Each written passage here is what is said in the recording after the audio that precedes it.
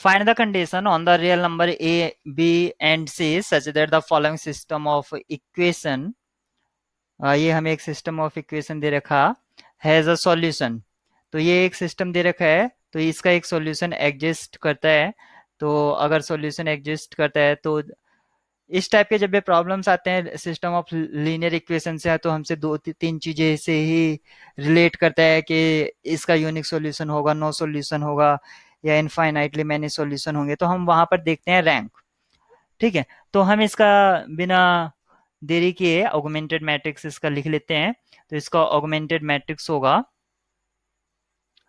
2 1 3 A 1 0 1 B 0 1 1 C। ये इसका augmented matrix हो गया।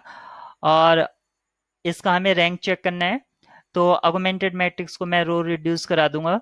तो सबसे पहले मैं ये जो सेकंड रो है इसको ऊपर की तरफ शिफ्ट कर देता हूँ।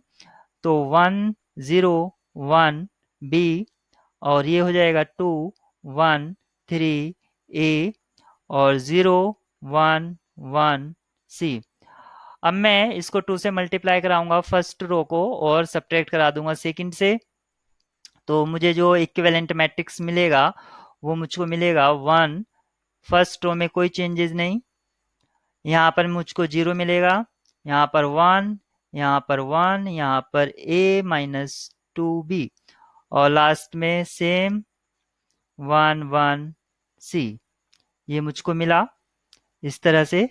अब इसकी जो इक्विवेलेंट मैट्रिक्स है वो थर्ड रो में से सेकंड रो को मैं माइनस करा दूंगा। तो फर्स्ट रो में कोई चेंजेस नहीं है, 1 0 1 B, ये है 0 1 1 A-2B और लास्ट में 0, यहाँ पर भी 0 हो जाएगा, यहाँ पर भी 0 और C-A+2B।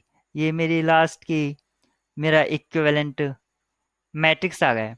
अब आप यहाँ पर देख सकते हैं ये मेरा ऑगमेंटेड मैट्रिक्स है जिसकी नॉन जीरो रो 2 हैं, तो इसकी रैंक 2 हो जाएगी। लेकिन ये मेरा सॉरी ये कोएफिशिएंट मैट्रिक्स है, ऑगमेंटेड मैट्रिक्स ये कंप्लीट है। तो यहाँ पर आप देख सकते हैं इसकी रैंक, ये भी नॉन जीरो अगर हो गया किसी तरह तो इसकी रैंक 3 हो जाएगी और ऑगमेंटेड मैट्रिक्स की रैंक 3 हो जाएगी और कोएफिशिएंट मैट्रिक्स की रैंक 2 है। तो तब सॉल्यूशन एग्जिस्ट नहीं करेगा। लेकिन इस केस में कहा है कि सॉल्यूशन एग्जिस्ट करता है, ये लिखा है कि हैज अ सॉल्यूशन। तो इसको 0 होना पड़ेगा लास्ट रो को ऑगमेंटेड मैट्रिक्स की। तो ये 0 होगा यानी कि C-A+2B।